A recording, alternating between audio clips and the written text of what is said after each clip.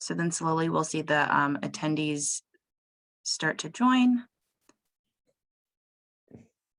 And then feel free to get started whenever you're ready. Okay, I'll give it just a minute.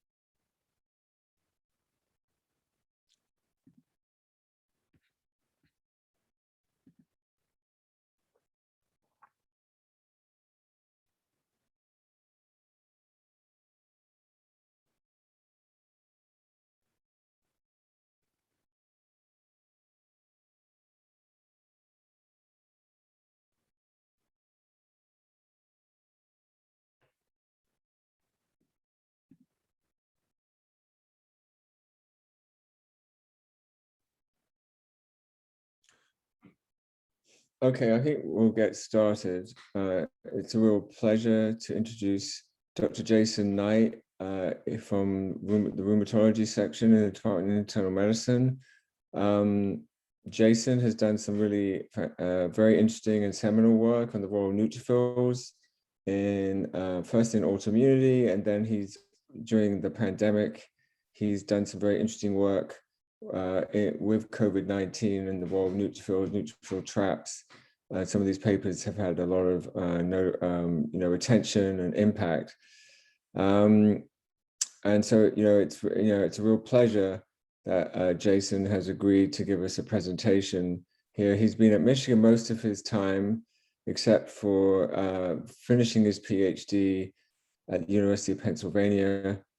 He's been on faculty, I believe, nearly 10 years and has done tremendously well with his research programs. I've met him a few times. I think before the pandemic, when I was here earlier in my time at Michigan, where I think I presented to Dr. Pinsky's lab meeting. I think you came there. So it was a pleasure to meet you. So thanks very much for presenting in this virtual format. Hopefully, in the coming months, we will be moving to some type of in-person situation with seminars, maybe in 2022. So Jason, really look forward to it. Please, you should be able to share your screen. Take it away, and thank you very much.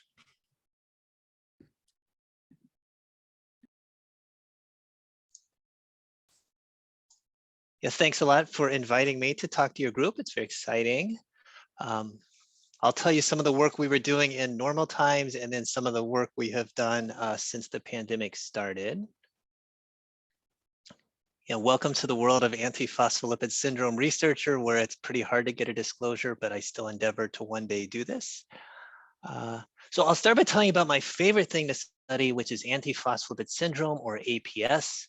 This has been given criteria a couple times. The most recent was in 2006. And so on the surface, the criteria seem fairly straightforward. This combination of a clinical event and then a certain laboratory test. As we'll talk about in a second, this is a field that grew out of the lupus field. And so that's why rheumatologists remain kind of on the front lines, along with our colleagues in hematology, of course.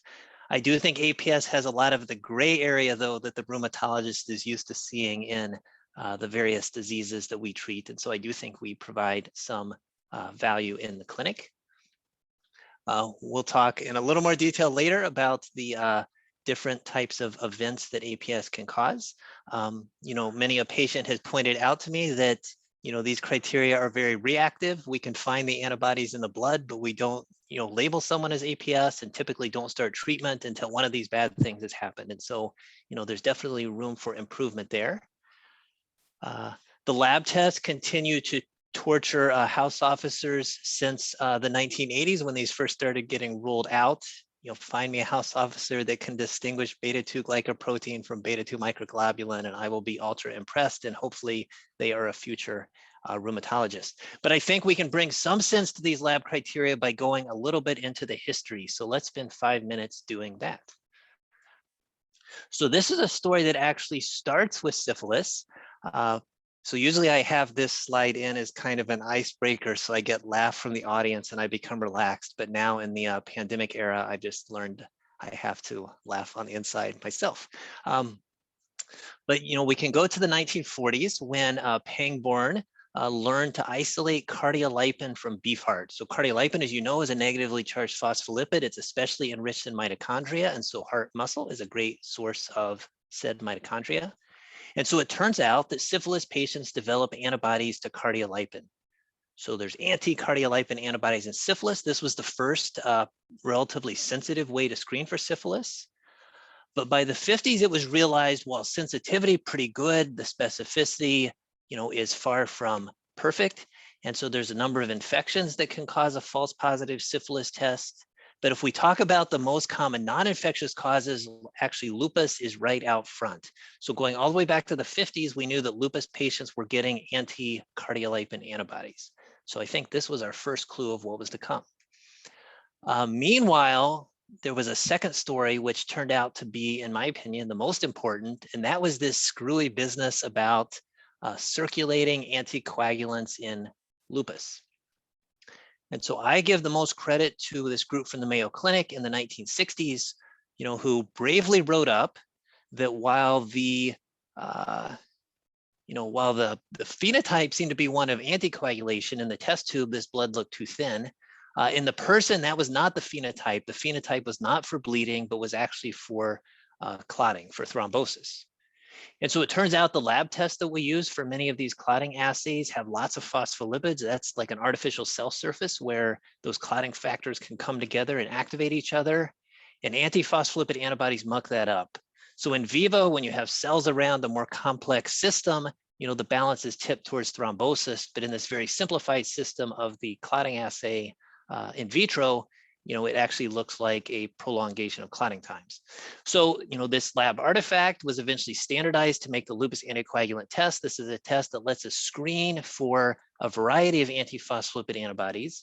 One hopes that eventually we'll be able to cut this assay loose and replace it with very specific ELISA tests, but we still don't know enough about the autoantigenome, if you will, of APS to do that. There still seems to be some antibodies that we are not able to test for directly with ELISAs, and I'll mention one of those in a second. So typically Hughes and colleagues get credit for putting this whole thing together. This was in the early 80s in the UK. There was a similar effort by Dr. Alarcon Segovia in Mexico around the same time. And in Mexico especially, they continue to emphasize his role, which I do think was important. But this is the most cited paper by Hughes. So his group characterized, so we're still not into the era of primary APS kind of being a commonly recognized condition. We'll talk about that more in a second as well. But, in this era, people were still especially thinking about this as a complication of lupus. And so this was 60 lupus patients. About half had a lupus anticoagulant and about half did not. There was an association with this anticardiolipin effect. I think if we were using modern anticardiolipin assays, this number is probably even higher. But the striking finding was for thrombosis. So if you were a lupus patient with a history of thrombosis, you were very likely to have a lupus anticoagulant versus no thrombosis seemed to track with no lupus anticoagulant.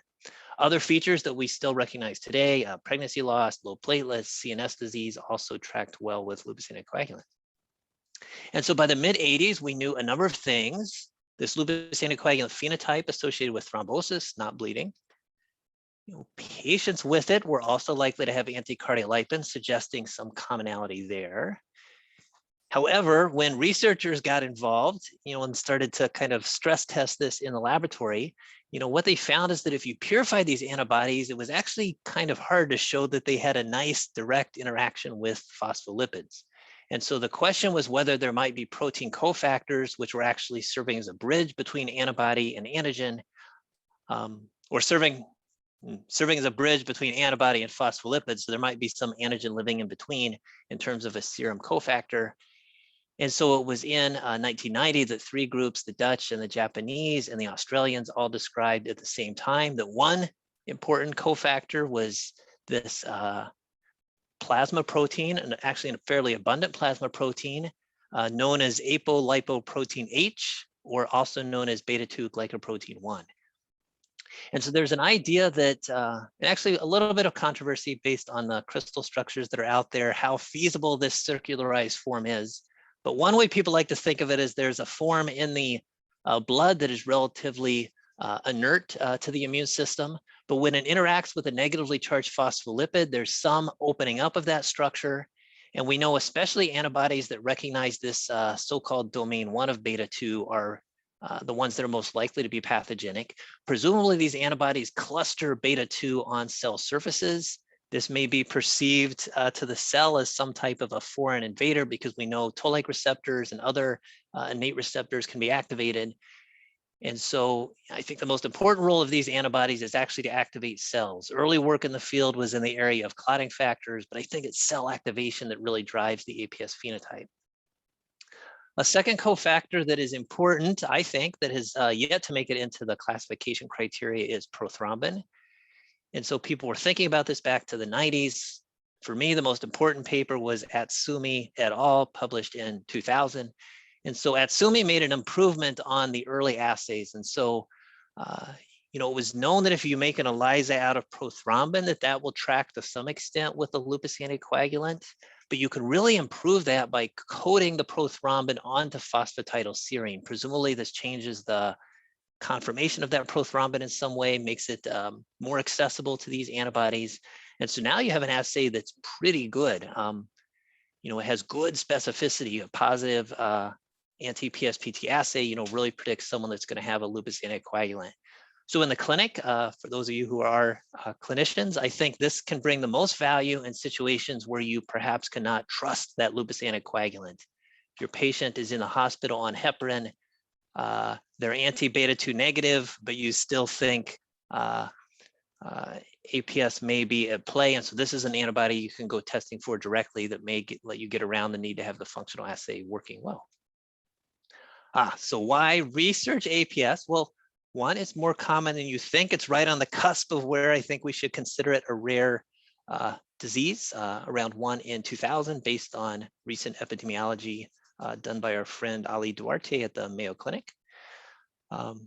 Even if that doesn't impress you for its commonality, I think, and we'll circle back to this at the end, but the types of events that APS predisposes to, there's no doubt these are common in the population. And so I've always thought that by digging into APS, we're, in the antibodies, we have a pretty specific trigger that we can study, that we, may be able to unlock some secrets that we'll take back to the general population. And you can see what you think, but maybe in COVID, we were able to do that to some extent. And then just as a doctor who sees a lot of these patients, we try to make APS seem the same so we can, teach it to you and teach it to the med students. But then in the clinic, each patient's so different from the next, and, how to individualize treatment, is still really an area that we're lacking. And, this is something I hope over the next 10 and 20 years as a doctor, continue to see these patients, I have better options based on some of the work we're doing. So before we start to get into the research, I just wanted to touch on one other thing, and that's some of the manifestations of APS. And so, on the one hand, this looks relatively simple. We can emphasize about thrombotic events that, unlike some of the prothrombotic diatheses, factor V Leiden, for example, that tends to hit only the venous vascular bed, APS for sure can cause thrombosis in arteries, veins, microscopic blood vessels. Really anywhere that blood goes, APS can cause problems. I like to go to the writings of Munther Kamashta, who's seen as much APS as anyone, to really get a sense of the full spectrum of APS.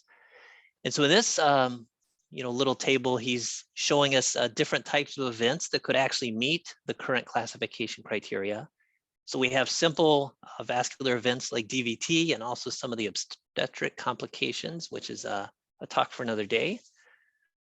But then he also reminds us the way that APS, by going wherever the blood goes, can potentially hit various organ systems.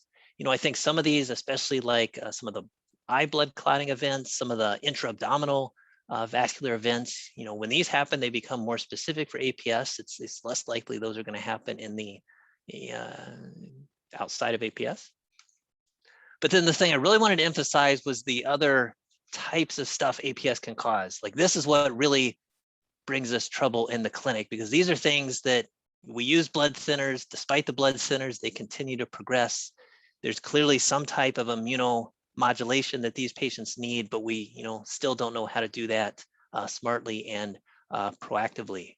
So strange things like movement disorders, premature cognitive dysfunction. This is one that we're trying to get into this space because it's really a big issue for many of our patients. Heart valve damage is maybe among the most classic. The so-called Liebman-Sachs endocarditis, like APS, is a very important cause of that, along with cancer. One that I thought for this group, would be interesting to say a word or two about is the accelerated atherosclerosis we see in our APS patients. This has been recognized even in primary APS. So this is separate from lupus, where, in the lupus field, this is also a concept that sometimes our, young patients with lupus will get, atherosclerotic complications well before they should, based on their, age and other risk factors. But the same thing happens in primary APS. In my experience, it's often in men, and it can be quite severe. Men presenting in their 30s with peripheral vascular complications that you would just never expect to see otherwise. This is a little, this was a very unfortunate case of one of our patients who died of complications of APS, a 37-year-old man who, like the phenotype I was just mentioning, really struggled with peripheral vascular disease for a number of years before he presented with a more fulminant syndrome that included some lung bleeding, and progression of his ischemia. But this was the picture they picked for the cover of the journal. This is his coronary artery. And so I think, showing this is not a purely thrombotic complication. I mean, this has had some chronicity to it. This has had, progressive neointimal formation over time. And this is, a phenotype that we don't have targeted treatments for sure. If you're ever able to invite me back again in a year or so, we have a project that I think is going to be really interesting. We have, on the extra criteria manifestations I was showing, the classic skin manifestation is something called livedo reticularis, suggesting a sluggish blood flow in the skin. And so we have been biopsying the skin of some of our APS patients and then subjecting that skin to single cell RNA sequencing, where we can dig out these individual populations of cells. We're finding some really interesting things in the endothelial cells. It may be that they're kind of, a hypothesis is that the antibodies are able to engage these endothelial cells, which then create signals that can impact upon parasites and vascular smooth muscle cells and others to drive their proliferation. And so look for more on this soon. It's a project I'm really excited about as we try to do our part to understand this bad complication of APS. But so now let me pivot a little bit abruptly into the place we've gone deepest in APS. And so this is the area of neutrophils. And this, I think, helps set up the work that we have done more recently in COVID. And so just to get us all on the same page, these are things you almost certainly know, but neutrophils are the most abundant white blood cell in the human circulation. And they're cells that, it's something we've learned as we've done more single cell RNA sequencing, that, they do not have as much mRNA as other types of leukocytes. They have really preformed a lot of, the proteins they need to make them very rapid effectors. They're very well positioned to be first responders against infection because they don't need to pause to make all these proteins. They're kind of ready to go with their granules holding those antimicrobial proteins at the ready. If you're a neutrophil researcher, you are obligated to say something like this in your talk. I think that the human body makes like 200 trillion neutrophils every day, so a lot of work goes into doing this. I think you're also obligated to say something about the so-called double-edged sword nature of this. So there's a lot of these cells, if well regulated, they do us a lot of good. But when the brakes come off, when something goes awry, there's also real potential for harm to tissues in the body. And so One thing that neutrophils do that is kind of my favorite is, presumably they were doing this before 2004. And if you go back into the deeper literature, you can find some hints of this, but the Germans did a really great job of, branding this. In the APS field, I'm tortured with all these clunky terminologies that I need to write in my grants, but here they did me a real favor. So neutrophil extracellular traps or nets, I think awesome branding.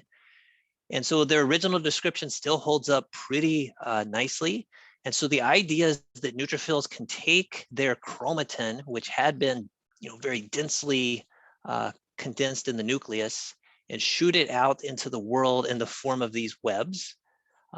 It's not just chromatin though, but also chromatin decorated with all of those preformed proteins that were living in their granules. You can also find things like mitochondrial remnants that are, very immunostimulatory that end up in these nets. Early work in this field was done by the microbiologists, and I think for good reason.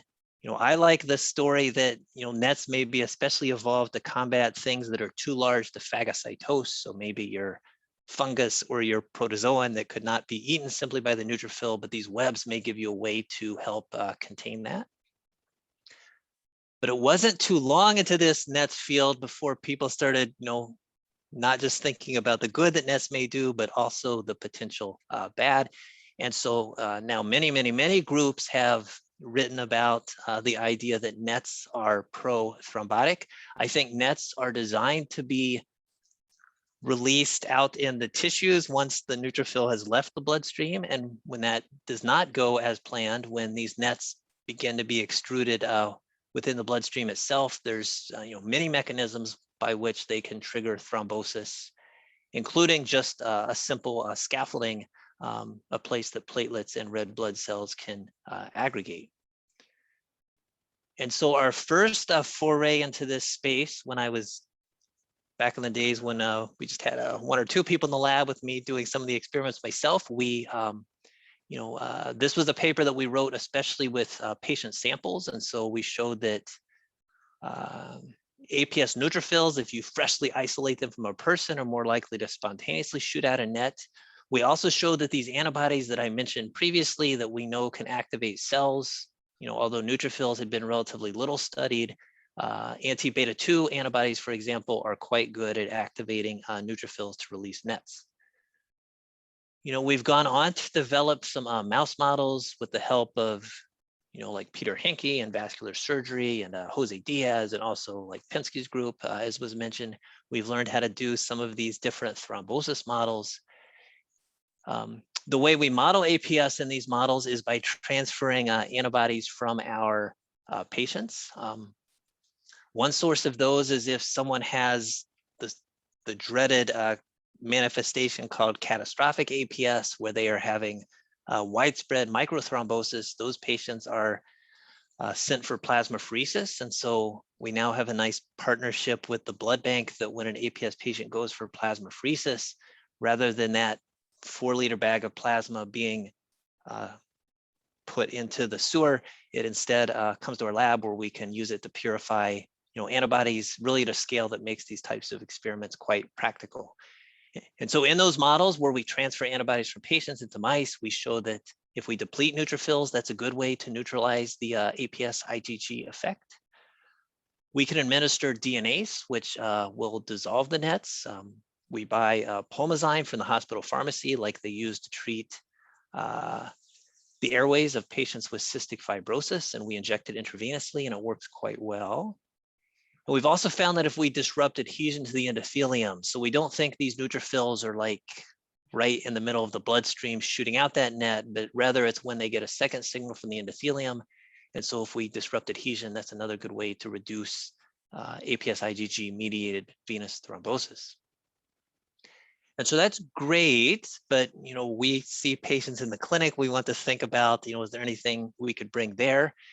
And it's not like you can go to CVS and go to the anti-neutrophil aisle and grab drugs. There's just not a lot of drugs that have been branded that way for their anti-neutrophil properties. In rheumatology, there's some cell types that we like to give drugs to deplete, but I think we would all agree that depleting neutrophils is not a credible solution. The risk of infection would be too high. And there's not so much lessons from other diseases. I already mentioned DNA and cystic fibrosis. I think there's some interesting work in the sickle cell field, trying to combat the pain crises that can afflict patients' bones when they get thrombosis in the microvasculature. And then, in that space, it seems that selectin inhibitors or selectin ligand inhibitors have a role. And so there may be something there that we could eventually repurpose.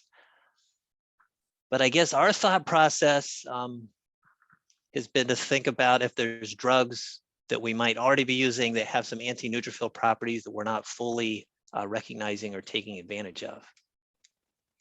And so this is the last thing before we get into some of our COVID work, but I wanted to tell you this very brief story. This is something that we got into through work with David Pinsky and Yogan Kanthi and other peoples in the Cardiovascular Center. And so we wrote this paper in, I think 2019, I think. I'll just show you a few things from it. This is work done by Ramadan Ali in the lab. And so what Pinsky taught me is that, I knew of adenosine for its various very important roles inside the cell in terms of, it's a fundamental part of our DNA. As an example, it's obviously critical for energy metabolism, but it also has a role in the extracellular space. And we know that because cells present adenosine receptors on their surface. These receptors are G protein coupled receptors. They're expressed at different levels and with different abundance depending on what cell type we're talking about. Neutrophils especially express the one called adenosine 2A receptor. Because they're G protein coupled receptors, one thing they can do is converge on adenylate cyclase. If you're a receptor that activates adenylate cyclase, this is something but you increase levels of cyclic AMP, which turns on kinases like protein kinase A. And in doing so, on balance, combats inflammation. And so if you have more adenosine in that extracellular space, you tend to dial back inflammation. And you can crudely think of that as a contrast with ATP. ATP in the extracellular space, we think of more like a danger signal. And so, a simple experiment Ramadan did was to test different adenosine receptor agonists, and he found that it was, agonists for this adenosine 2A receptor. So if you push down on this receptor harder, you're able to combat net release. And a couple other groups that same year, found this same thing in different contexts. And so this we think is a very solid piece of data. There's actually the one adenosine 2A receptor agonist that's in clinical use is the drug called regadenoson, which is used for cardiac stress testing. If you look at the endothelium, it's especially coronary endothelium that expresses adenosine 2A receptors. And so if you hit those hard with a big IV dose before the body can kind of get used to it, you can get nice vasodilation of those vessels, and that can be useful for nuclear medicine stress testing. Before they were using regadenoson, though, they were using this drug called this old drug called dipridamol, once one of the 50 most prescribed drugs in the U.S. back in the 80s. Now not used nearly as much. So I mentioned if you give an acute dose of dipridamol, you cause coronary vasodilation. If you give it chronically, though, you get an antithrombotic effect, which historically has been attributed to its antiplatelet properties. But I guess you can see where I'm going, but we have found that it also has some anti-neutrophil properties. So how does dipridamol work? Well, it's not a specific agonist like regadenoson, but rather it works to block adenosine uptake into cells. And so if you give dipridamol, you force that halo of adenosine around the cell to become more dense. And in doing so, you force more signaling through adenosine receptors. And so we've also shown that dipridamol, this is with human neutrophils. If we activate those with APS-IgG, we can turn down netosis by giving them dipridamol. I took the data out in the interest of time, but with both A2A receptor agonists that are specific and also dipridamol, we can get good effects in our mouse models in terms of reducing APS-IgG associated thrombosis. Okay, so then let me transition. So this was back in normal times, and then in March 2020, everything changed. I typically only round once per year, and I like to do it in March because I think the fellows are like optimally trained up, and they're not yet having senioritis with the end of their year approaching. But I think the first 2 weeks of March 2020, I kind of wish I had opted for a different time. That first week pretty normal, but by the second week, everything starting to go to hell, as you may remember. I, like everyone else, was like, geez, why wasn't I reading these papers in February or February and January, but I wasn't. And so in March, we started to try to figure out what was happening in Wuhan. And so I think, this is held up over, many papers since, but even in those earliest papers, one thing that was striking was something strange was happening with white blood cells. And so here we're highlighting the COVID non-survivors in Wuhan. They tended to have relatively low lymphocyte counts. But if you look at their total white blood cell count, most of that driven by neutrophils, it was the opposite. So, someone, a non-survivor of COVID versus a survivor might have double the neutrophil count. And so as neutrophil researchers, that was interesting to us. And so I think this was my only timestamp I could find for the time, but this I think was the day I finished rounding, try to start to think about research again. And at this time, no one was thinking about yet, as far as we could tell, coronavirus and the possibility that NETs could be at play. So we really hustled. This was, the people that should get the most credit are Ray Zhu and Yogan Kanthi, who did a lot of hustling on the ground to figure out how we could get our hands on COVID samples as that first wave happened. We had many great ideas about consenting patients on the floor, but a lot of this was kind of shot down given, PPE shortages and all the other nonsense that was happening then. And so we eventually went for the strategy of using these remnant samples. So, if someone had a creatinine ordered, the serum got used for their creatinine, but then, we were able to get these from the biochemistry lab before they threw them away. Eventually, this all got standardized, and I think the work led by Anna Locke and Najira Lugogo and others, were able to get a lot of these samples into the central biorepository where researchers can still access them today. And so what we found is, if we compared COVID patients to controls and we used different markers of NETs in the blood, so cell-free DNA or so-called MPO DNA complexes of myeloperoxidase from the granules and DNA, that's a species that you may not expect to find outside of NETs.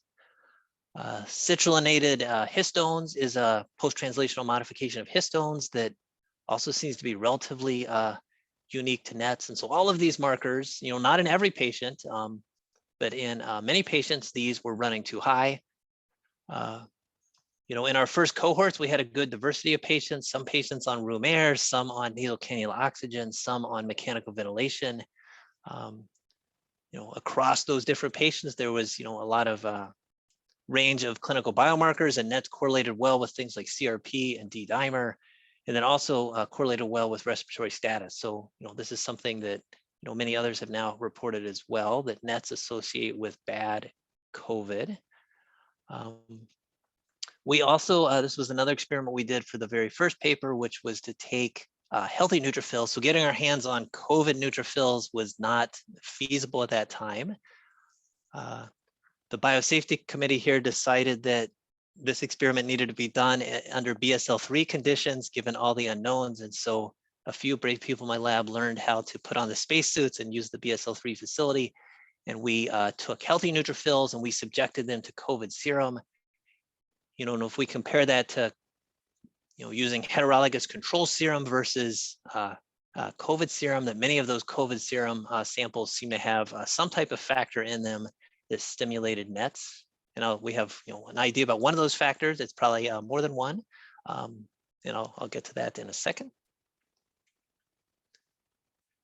And then I think this is one area that we got scooped. I think from the very beginning, we thought, geez, NETs must be important for COVID thrombosis. We eventually did write a kind of a simple paper that got published in the fall. looking within our cohort, if we, compared COVID patients who were diagnosed with a macrovascular thrombotic event in the hospital versus those that weren't, we did find higher levels of NETs in their blood. I think one limitation of a study like this is that in COVID, certainly microvascular thrombosis in areas like the lungs is also really important. And that's something that we can find on autopsy, but usually we don't know otherwise. And also, I think if you go to those early days, like DVT scans were not getting ordered left and right, just given some of the limitations of giving care at those times. And so, I think caveats to this data, but still, I think based on what we've done, but certainly what others have done, there is something here. So yeah, one way, so this is also something I think is going to be really interesting, but it's not quite ready yet for us to submit or for me to show, but I can give you an idea. What we're trying to do is, looking at association. So this is a collaboration that we're doing with Allison Billy and Johan Good-Johnson and their team in dermatology. They're actually, they're the ones that helped us get the APS skin biopsy project off the ground, and they're very expert at all types of omics.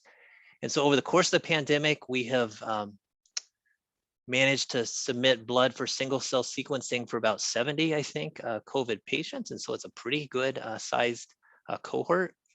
For this study, we have really focused on patients who were kind of in the middle ground on nasal cannula oxygen. So patients that could potentially tip in either direction. So we don't have so much of the very severe patients in this cohort. Billy and Good-Johnson and their team helped us develop strategies not to lose the neutrophils. I mentioned that neutrophils have less RNA content than most types of leukocytes, and it's not so hard to set up your thresholds such that these cells are just lost or not considered. Also we use Buffy coats for this analysis. Many times people will have spun their cells on Ficol and lost the neutrophils that way. But this is an example of one thing we're trying to do. So within our cohort, we have looked at patients who have high D-dimer. So D-dimer is a biomarker of thrombosis versus low. And then, just ask like, how many differentially expressed genes do you have in each of the cell subsets? And you can see for some like B cells and K cells, there's just not much different. Those don't seem to predict who's going to have a D-dimer and who doesn't. But, one that we see is really up is neutrophils. It looks like the neutrophils of a high D-dimer patient are very different than the neutrophils of one that's not. And so there are some very interesting pathways in this analysis that we're going to be digging into in the coming months. So look for more on this, I hope, soonish. So what about NETs and aging? For this group, I thought about this and dug into this a little bit. Geez, there's not, I'm probably, like what I'm always saying in APS, how there's not as much done as it seems like there should have been. Probably for aging, you say the same thing all the time, that there's just a lot of open areas that have not been, explored in as much depth as it feels like they could be. And it looks like NETs is one of those. Here was a paper from 5 years ago where they took neutrophils from older adults versus younger, and there did seem to be a defect in stimulated net release using. I think if they hammered the neutrophils with something like PMA that very strongly activates the NADPH oxidase and triggers netosis, they got pretty good effects regardless of age. But with some of the subtler stimuli that are more physiologic, like IL-8 and LPS, they saw a reduction in the ability to release nets. In this study, the mechanism was unclear. There's been some work in mice where autophagy has been, highlighted as a potential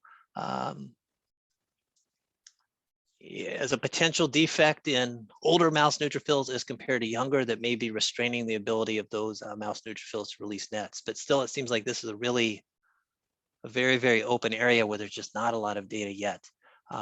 What happened in our COVID cohort? So we had not run this for the original paper, but we went back and did that for this talk. And this, I guess, kind of matches up with that limited data that are out there. If the individuals with the very high levels of nets in their blood tended to be the individuals that were relatively younger versus the older adults who had more restrained net response. So the correlation, kind of matches up with that idea that neutrophils from older individuals not as good at releasing nets. And so with the single cell data, this is something else that we're trying to dig into. This is the same kind of data that I mentioned before. This is the project being led by Alice and Billy, and this is coming soon. I think in weeks, not months, we'll have a paper that we're ready to submit. But within that cohort, this is the type of thing we're thinking about. And so we've looked at some other kind of standard risk factors as well, but this was just an example. So, we can segregate that cohort by, for example, individuals that are younger than 65 or older, individuals that are at normal weight versus those that are obese. And then within the different cell subsets. And remember, this is a cohort where clinically the patients are all relatively the same, although some may have been headed in a one direction or the other at the time we got the blood sample. So these differences not really explained by disease severity so much, right? But so just as an example, like here's age and BMI, we can look at the different cell subsets to see, what may be happening in terms of number of differentially expressed genes, in the age analysis, as an example, like B cells stands out as something interesting seems to be going on versus BMI, where BMI did not, seem to predict anything there. In contrast, BMI though did seem to predict high monocytes. And then in both cases, neutrophils seem to be regulated differently depending on these risk factors. And so I guess the idea is, can we think of ways that, age may impact the immune system in one way that's not great for COVID, and BMI does so in a different. And then, if you bring these risk factors together in an individual, there's an opportunity for kind of a bad synergy. Okay, so that was our story about nets in COVID. Great, we discovered something in the pandemic. Let's take a break. But then people started coming off the top ropes with all of these antiphospholipid and COVID papers, which we felt that we would have to get involved in. So, many came out in the first part of the summer, pretty descriptive in terms of measuring antibody levels and discussing phenotypes. Some papers, including that first New England Journal paper finding, well, the first New England Journal paper was just a series of 3 patients, but saying, well, here's 3 patients, they had high levels and also had some bad thrombosis. Some papers were not able to show an association, but really no one was doing the type of mechanistic work that we thought we might be able to do. And so what about autoimmunity and COVID? Like why, I think in March, this is not something we were talking a lot about. I don't know that we should have been expecting this to come, but it does seem to be a thing. This is data that we haven't quite found anywhere to publish yet, but one thing we did was, so this is a cytokine called BAFF, or also known as BLIS. As a rheumatologist, this is interesting to us because it's there's a monoclonal antibody targeting this cytokine that we use to treat our patients with lupus. It's a B cell stimulating cytokine that kind of pushes B cells through those checkpoints that you might normally be used to restrain autoimmunity, but if you constantly expose the system to high levels of BAFF, you're more likely to trigger B cell activation and autoantibody production. Neutrophils are a sneaky good source of BAFF, and so that's kind of one hypothesis we're pursuing, that this super exuberant neutrophil response, in addition to releasing those nets, may be making some cytokines that are especially autoimmune promoting. Many groups are now kind of interested in working on this. Here's a paper that we especially liked from Anaki Sand's group, who we know from the lupus field. He's a real B cell genius. And so in his normal times, he had shown that, lupus B cells look different than other B cells. And in particular, there's this tendency for lupus B cells to bypass germinal centers, to go directly from naive B cell to antibody producing cell without passing through all the checkpoints that might restrain autoantibody formation.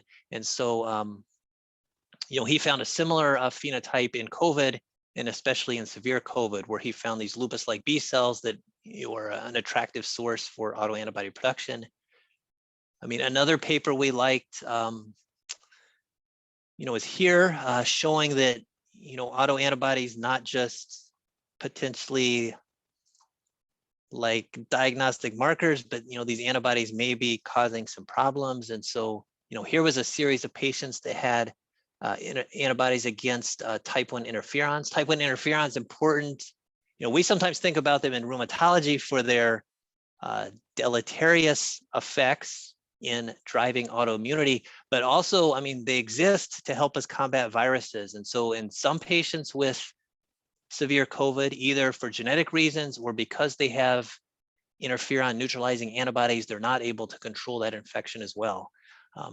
How many of these anti-interferon antibodies might be pre-existing versus were driven by COVID itself, I think is an open question that, this group and others are still trying to unlock, but, showing that we should, I think, be thinking about functions of these antibodies. And that's what we try to do with our antiphospholipid work.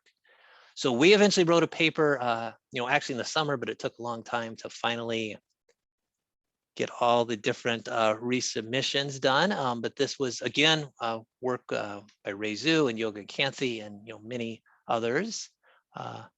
This one did get some good, even though I still think the NETs discovery is really the most fundamental one, but this one got quite a bit of hype, including by my medical school genetics professor when I was a medical student here at Michigan, circa 1999 when I was starting. Was written about on that blog, which was nice. And so here's a little bit of that data, which is all published. We measured a panel of 8 different antiphospholipid antibodies, which was more extensive than many of the other papers had done. Some of these antibodies are part of the classification criteria, but some like anti-PSPT, which I had mentioned, in our APS work, that I think it is an antibody that's bringing more and more value in the clinic for APS, but that was also an antibody that we measured that not a lot have done. If we use the so-called factory cutoff, about half of patients had at least one of these antibodies positive. In some of the APS field, like this number of 40, thinking it brings some more stringency, but even with a number like that, we found, roughly a third had positives. Most of our positives lived especially in the anti-cardiolipin IgM compartment, and then both of these anti-PSPT isotypes. And so for our functional studies, we've, especially focused on that anti-PSPT. So here we're a lot of data, but just looking at those different antibody levels and how they may correlate with clinical variables, beyond macrovascular thrombosis. In our cohort, if we had 170 patients, maybe 10% of them had a diagnosed thrombotic event, but we thought that was a little too crude to capture the full spectrum of COVID. And so looking at things like D-dimer, looking at oxygenation efficiency, SpO2 is like the pulse ox divided by the amount of oxygen that we are having to give the patient to support that pulse ox. And so the lower number you get there, the worse shape you're in. And so we did see some correlations, especially with those antibodies that were most abundant, like anti-cardiolipin IgM and the different anti-PSPT isotypes, including a correlation with neutrophil activation as measured by the biomarker calprotectin.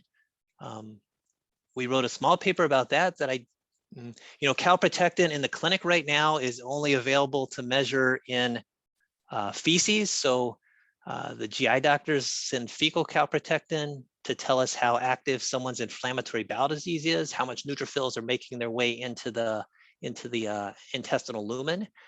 There's not currently, although there's a number of research assays available, there's no FDA approved calprotectin assay, but a number of companies, this is also a place we got a little bit scooped. There was a bigger paper that showed a very similar thing with some other nice neutrophil phenotyping that was done. But we know a number of companies are kind of looking into calprotectin as a biomarker for progression to severe COVID. Because for us, it worked better. Yeah, I guess that's the point of this paper, is that calprotectin worked better than CRP or D-dimer or LDH or a lot of the other biomarkers that were being sent routinely in terms of predicting who was really going to get into trouble. So I did look at whether there was any correlation between APL and age. We know in the general population that older adults, as rheumatologists, we're well aware of this. If you send an ANA test, anti-nuclear antibody screen, and someone who's 70 versus 20, like, the person who's 70 is much more likely to have a positive, and so you don't give that as much weight as when it happens in a very young person. But here we didn't see much. It did not seem that in our cohort, age was very predictive of anti-phospholipid levels. In terms of whether these antibodies have meaning, I think I became convinced once I saw our mouse experiments. This took a whole lot of paperwork to get approved, but we did get approved to purify antibodies from COVID patients, inject them into mice. And then this is one of the models that we used, a model that we learned from Jose Diaz of use electrolysis at a very low level through a copper wire locally to turn on the endothelium and activate thrombosis. And here's what those data looked like. And so if we put in APS IgG into the mice, we do see a difference from control.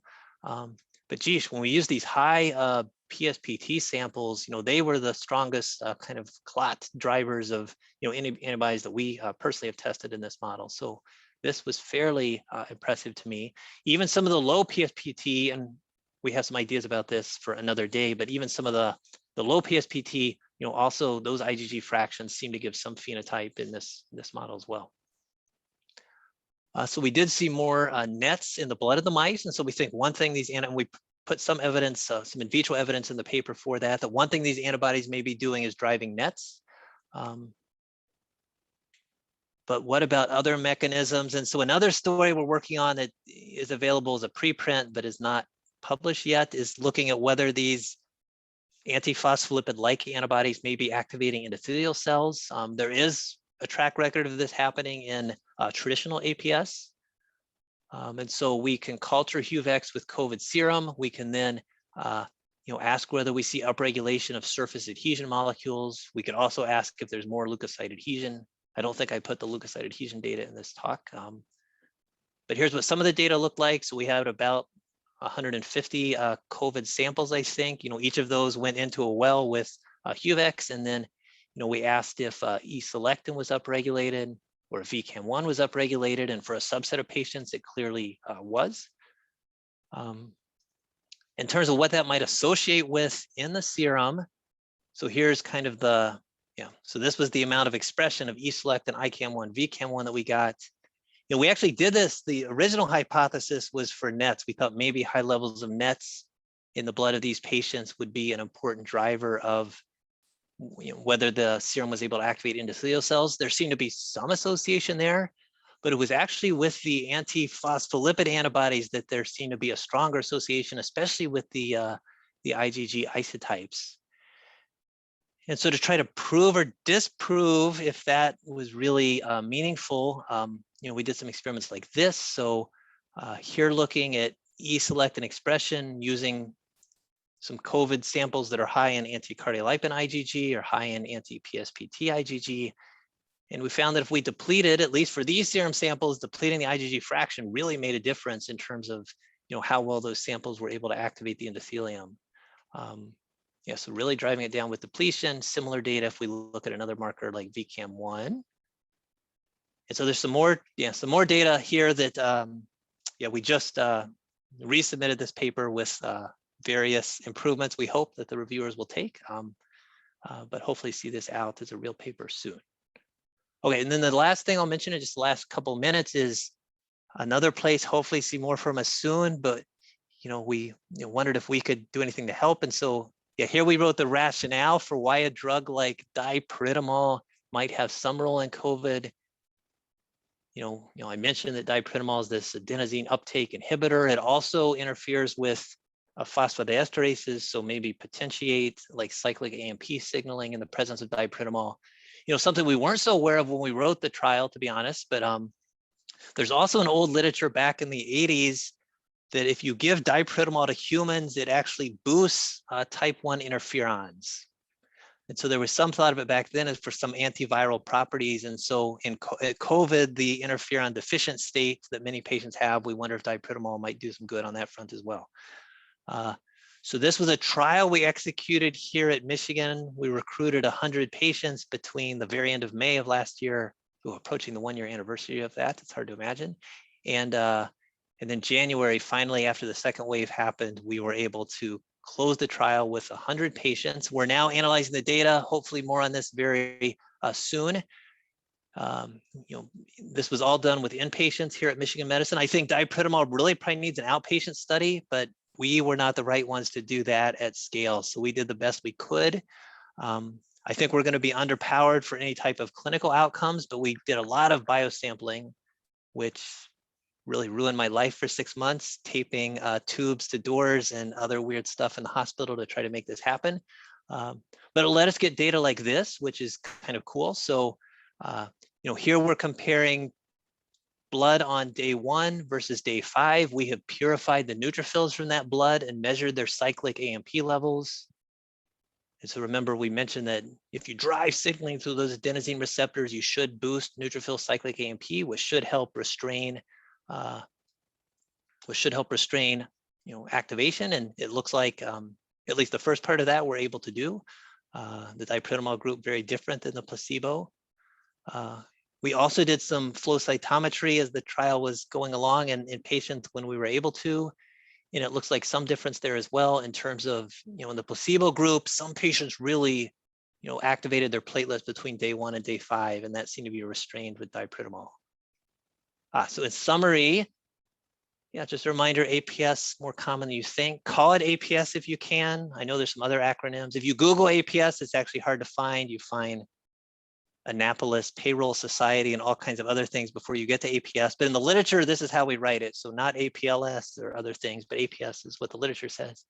I've always thought, and I hope we're starting to unlock some of this, that APS has this really discrete trigger. Can we use it to understand the pathophysiology in the general population around things like atherosclerosis and cognitive dysfunction, COVID-19, et cetera. I think, I guess just for this group, I hope we are able to, in 6 months from now, have been able to learn something interesting about age and COVID, especially, how the immune system behaves differently with age. And, I think for me as an antiphospholipid researcher, neutrophils and B cells are 2 areas I'm very interested to see what we can learn. So thank you and acknowledgement. Have to thank all the patients, including 100 COVID patients that were in distress and still agreed to participate in our studies. I showed you work today by Ray and Hui, but many others in our lab also participated. Especially have to acknowledge Yogan, who we've worked closely with on all these projects since the pandemic began. And then funding perspective, we've since gotten some funding from NHLBI and like Rheumatology Research Foundation to do COVID research. But in the early days, it was the Cardiovascular Center and also the Taubman Institute when we just had some ideas and no preliminary data that, invested in these projects. And so we're super thankful to them. And that is all I have. So I went a little longer than I had hoped. Sorry about that. Well, thanks very much for that really